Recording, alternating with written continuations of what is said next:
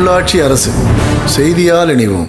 திமுக அண்ணா பற்றி பேசும் தவேக தலைவர் விஜய் அதிமுக பாஜகவை எதிர்த்து பேசுவதில்லை என மாநில வர்த்தகர் அணி செயலாளர் காசி முத்துமாணிக்கம் குற்றம் சாட்டு. கோவை காலப்பட்டி ரோட்டில் உள்ள தனியார் ஹோட்டலில் திமுக வர்த்தகர் அணி கூட்டம் நடந்தது. இதில் தமிழ்நாடு, புதுச்சேரி, கேரளா, கர்நாடகம், ஆந்திரா மாநில நிர்வாகிகள், மாவட்ட அமைப்பாளர்கள், தலைவர்கள் என பலர் பங்கேற்றனர். இக்கூட்டத்தில் திமுக மாவட்ட கழக செயலாளர்கள் தொண்டமுத்தூர் ரவி, துரை செந்தமிழ் செல்வன் வரவேற்றார். மாநகர் மாவட்ட வர்த்தக அணி அமைப்பாளர் மாரிச்செல்வன், மாநில மாணவர் அணி செயலாளர் ராஜீவ்காந்தி பங்கேற்று சிறப்புரையாற்றினார். கூட்டத்தில் மாநில வர்த்தகர் அணி செயலாளர் காசி முத்துமாணிக்கம் பங்கேற்று பேசினார். இதில் மாநில நிர்வாகிகள் முன்னாள் எம்எல்ஏ முத்துச்செல்வி, கிருஷ்ணகிரி சீனிவாசன், திண்டுக்கல் ஜெயன், அசோக் பாண்டியன், மாவட்ட அமைப்பாளர்கள் தென்காசி முத்துக்குமார், கிருஷ்ணகிரி மணி விஜயன், பவானி சுப்பிரமணியன், அந்தியூர் மகாலிங்கம், புதுக்கோட்டை பாரி, சிற்றரசு, கும்பகோணம் ராஜு, சென்னை தியாகராஜன், ஆத்தூர் மணிலால், வெங்கடேசன், விழுப்புரம் சங்கர், சங்ககிரி சேட்டு, ஊட்டி ரகமத்துல்லா, கோவை வடக்கு மாவட்ட அமைப்பாளர் வேலுச்சாமி உட்பட பலர் பங்கேற்றனர். கூட்டத்தில் குலக்கல்வி, இந்தி, சமஸ்கிருதம் திணிக்கும் ஒன்றிய அரசின் கல்வி திட்டத்தை அமுல்படுத்த மாட்டேன் என தெரிவித்த முதல்வருக்கு நன்றி தெரிவிக்கப்பட்டது. மேலும் வியாபாரிகளை மிரட்டி பாராட்டு கூட்டம் நடத்திய ஒன்றிய நிதி அமைச்சரை கண்டித்தும் தீர்மானம் நிறைவேற்றப்பட்டது.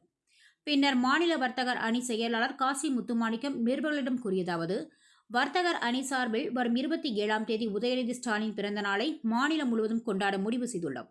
விழாவில் அரசு மருத்துவமனையில் பிறக்கும் குழந்தைகளுக்கு தங்க மோதிரம் போட இருக்கிறோம். மேலும் பல்வேறு நலத்திட்ட உதவிகளை டிசம்பர் வரை செய்ய உள்ளோம்.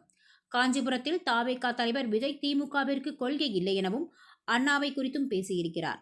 கொள்கைக்காக வாழும் கட்சிதான் திமுக. கொள்கைக்காக திமுகவினர் உயிரை விடுவார்கள்.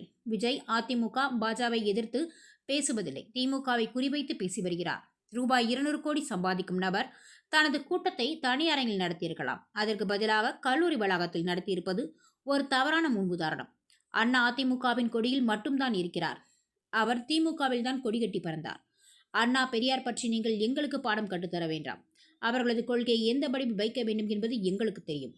பாஜகவுடன் கூட்டணி வைத்து அதிமுக அழியும் நிலைக்கு வந்துவிட்டது. இன்னும் 2 வருடங்களில் அதிமுக என்ற கட்சியே இல்லாத நிலைக்கு எடப்பாடி பழனிசாமி கொண்டு செல்வார்.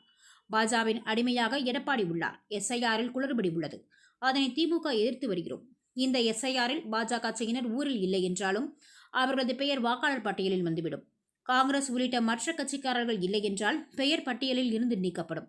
பீகாரில் நடந்ததைப் போல் தமிழ்நாட்டில் செய்ய முடியாது. எஸ்ஐஆர் பணியை திமுக தீவிரமாக கண்காணித்து வருகிறது. எஸ்ஐஆர் பணியில் உஷாராக உள்ளோம். பாஜக செய்யும் தவறை ஆதரிக்கும் கூட்டமாக காவி கூட்டமும் அதிமுகவும் இருந்து வருகிறது. மெட்ரோ திட்டத்தை பொறுத்தவரை ஒன்றிய அரசு காலம் கடந்து பதிலளித்துள்ளது.